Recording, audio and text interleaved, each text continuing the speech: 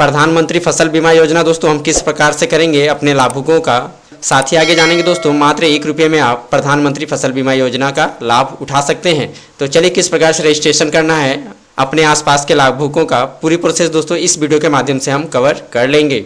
Video में आगे बढ़ने से पहले आप सभी दोस्तों से आग्रह करना चाहूँगा, जिन दोस्तों ने अभी तक हमारे चैनल न्यू अपडेट ऑनलाइन को सब्सक्राइब नहीं किया तो फ्रेंड आप इस चैनल को सब्सक्राइब कर सकते हैं, क्योंकि दोस्तों इसी प्रकार के इंपॉर्टेंट और practical video time to time हमारे चैनल पे आते रहते हैं। तो चलिए हम आगे बढ़ते हैं किस प्रकार से हमें प्रधानमंत्री फसल बीमा योजना का लाभ उठाना है और किस प्रकार से हम अपने डिजिटल सेवा की पोर्टल से रजिस्ट्रेशन करेंगे। फुल प्रोसेस दोस्तों इस वीडियो में हम कवर कर लेंगे। तो चलिए सबसे पहले हम क्या करेंगे, डिजिटल सेवा की पोर्टल को ओपन करेंगे।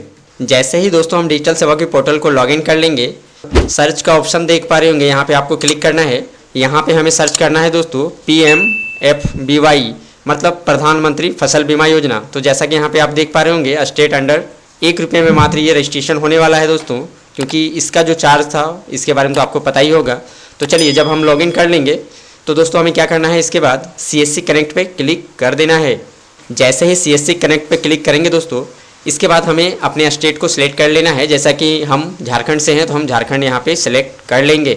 इसके बाद दोस्तों आपको क्या करना है, जैसा कि दोस्तों अभी धान और मक्का की खेती हो रही है तो इसके लिए हम खरीफ 2024 सेलेक्ट करेंगे। साथ ही प्रधानमंत्री फसल बीमा योजना को हम सिलेक्ट करेंगे। यहाँ सिलेक्ट करने के बाद दोस्तों हमें सबमिट के बटन पे क्लिक कर देना है। जैसे ही सबमिट के बटन पे क्लिक करेंगे कुछ इस प्रकार का डैशबोर्ड आपको नजर आएगा।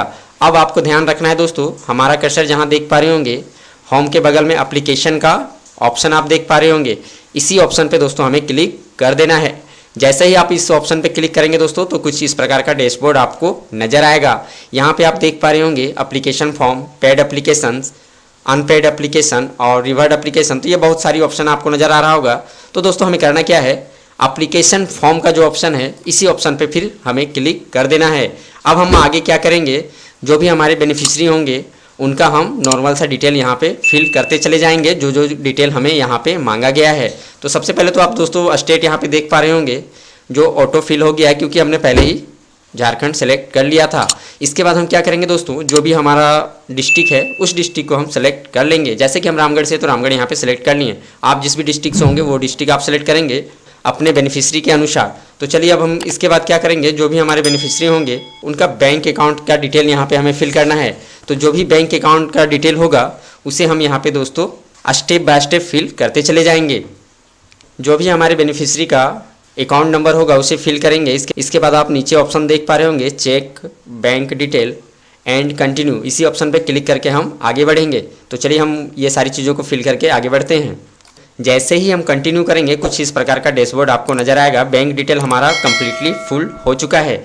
अब दोस्तों यहाँ पे देख पा रहे होंगे बैंक अकाउंट में जो नाम है उसे फिल करना है। साथ ही दोस्तों आधार में जो नाम है उसे यहाँ पे फिल करना है।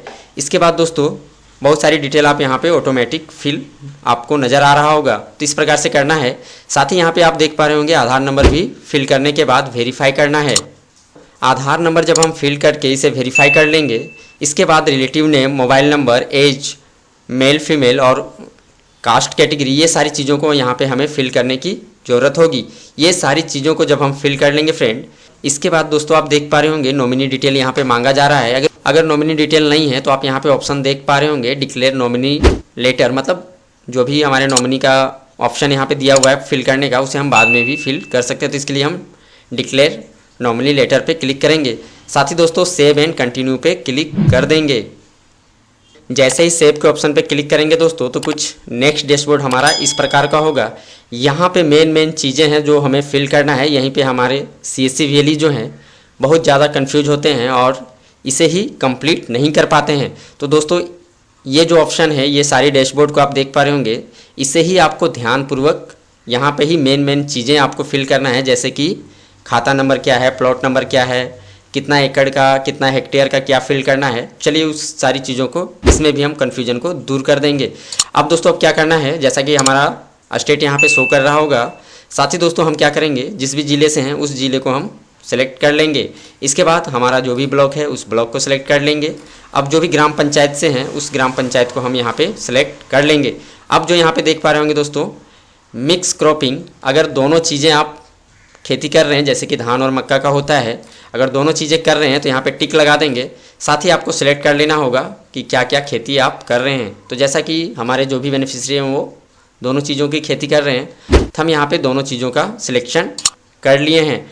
अब यहाँ पे देख पा रहे होंगे डिफाइन रेशियो, मतलब जो भी ज़मीन है उसमें कितना वो अपना खेती कर रहे हैं, तो जो भी आपको मार्जिनल लगे वो आप यहाँ पे रेशियो डाल देंगे। जैसे ही इन सारी चीज़ों को फिल कर लेते हैं, अब जो मेन रहा दोस्तों, यहाँ पे आप देख पा रहे होंगे सर्वे नंबर, खाता नंबर। तो आपको ये सारी चीज़ें कहाँ मिलेगी, तो जो भी हमारे बेनिफिशियरी होंगे उनके पास खतियान या फिर रसीद होगा, तो रसीद में दोस्तों ये सारी चीज़ें आपको मिल जाएगा। तो वहाँ से ही आपको खाता नंबर हो गया, उसके बाद प्लॉट नंबर हो गया, और कितने हेक्टेयर में वो खेती कर रहे हैं। तो हेक्टेयर कैसे निकालेंगे, मान के चलिए किन्हीं का डिसमिल में होता है या फिर एकड़ में होता है। तो इसके लिए दोस्तों क्या करेंगे, गूगल आप ओपन कर लेंगे और यहाँ पे आप टाइप करेंगे एकड़ टू हेक्टेयर। तो जैसे ही आप यहाँ पे इस ऑप्शन को क्लिक करेंगे तो इस प्रकार का कुछ आपको नज़र आ रहा होगा। तो यहाँ पे आप देख पा रहे होंगे 1 एकड़ में कितना हमारा हेक्टेयर होता है। तो दोस्तों ये कन्फ्यूजन भी आप गूगल के माध्यम से दूर कर सकते हैं। जैसे कि आप यहाँ पे देख पा रहे होंगे 1 एकड़ में हमारा कितना होता है हेक्टेयर, तो 0.404686, तो इतना हेक्टेयर होता है 1 एकड़ में। तो मान के चलिए किन्हीं का 50 डिसमिल है या फिर 70 डिसमिल है, तो इस प्रकार से आप दोस्तों रेशियो निकाल सकते हैं। तो चलिए हम इसे फिल करते हैं आगे और बढ़ेंगे, कहाँ पे कन्फ्यूजन होती है इसके बाद भी। जब हम दोस्तों खाता नंबर, प्लॉट नंबर, कितने हेक्टेयर का उनका रसीद है, इन सारी चीज़ों को जब हम फिल कर लेंगे, इसके बाद दोस्तों हमें यहाँ पे ऑप्शन देख पा रहे होंगे ऐड क्रॉप सर्वे नंबर। तो यहाँ पे आप क्लिक करेंगे तो ये ऐड होना चाहिए ये चीज़। तो देखिए दोस्तों हमारा यहाँ पे ऐड हो चुका है। अब जो हमारा मेन चीज़ रहा दोस्तों, जो चीज़ें हमें अपलोड करनी है, तो दोस्तों ये रहा। सबसे पहले तो जो भी हमारे लाभुक हैं उनका पासबुक हम यहाँ पे अपलोड करेंगे। साथ ही दोस्तों उनका लैंड रिकॉर्ड यहाँ पे अपलोड करेंगे, इसमें आप रसीद और खतियान अपलोड कर सकते हैं।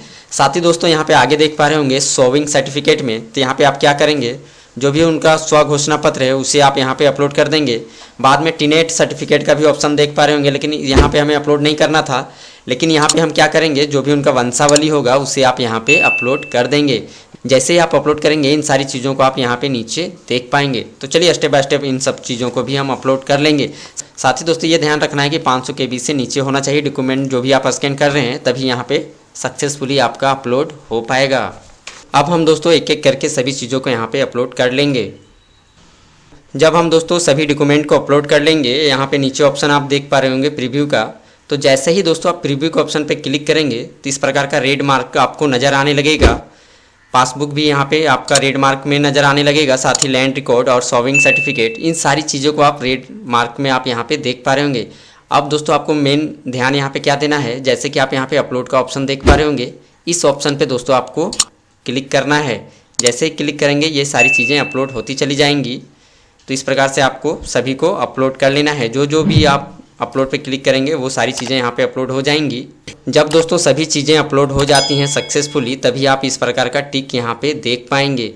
इसके बाद ही दोस्तों जब आप प्रीव्यू में क्लिक करेंगे तो सबमिट का ऑप्शन आपको नज़र आएगा, और जब तक आप सक्सेसफुली डॉक्यूमेंट अपलोड नहीं कर लेते हैं तब तक ये सबमिट का बटन आपको नज़र नहीं आएगा। तो चलिए जब हम सबमिट में क्लिक करते हैं, इसके बाद मात्र जो हमारा पेमेंट करना है उसे हम अपने डिजिटल सेवा की पोर्टल से पेमेंट कर लेंगे। जैसा कि दोस्तों 1 एकड़ का था और 2 फसल थे, तो इसके लिए हमें 2 रुपया यहाँ पे डिजिटल सेवा की पोर्टल से डिडक्ट करवाना होगा। हमारा जो भी एप्लीकेशन था दोस्तों उसे आप यहाँ पे देख पा रहे होंगे सक्सेसफुली सबमिट हो चुका है। साथ ही दोस्तों वो प्रिंट आउट भी यहाँ पे आ चुका है। यहाँ पे आप सारी डिटेल देख भी पा रहे होंगे। तो इस प्रकार से दोस्तों आपको प्रधानमंत्री फसल बीमा योजना अपने लाभुकों का करना है, और ये आपको भी पता होगा कि 31 अगस्त तक ही लास्ट डेट है, तो बहुत कम समय है आपके पास। जितना ज़्यादा आप रजिस्ट्रेशन करेंगे उतना ज़्यादा कमीशन आपको प्राप्त होगा। इसमें कमीशन की बात करें तो 28 रुपये आपको प्राप्त होगा, जो भी हमारे CCVLE हैं। इसके बाद भी कोई कन्फ्यूजन होता है तो आप हमारी वीडियो के नीचे कमेंट बॉक्स में कमेंट कर सकते हैं। लास्ट तक वीडियो देखने के लिए आप सभी दोस्तों का बहुत बहुत धन्यवाद। Thank you.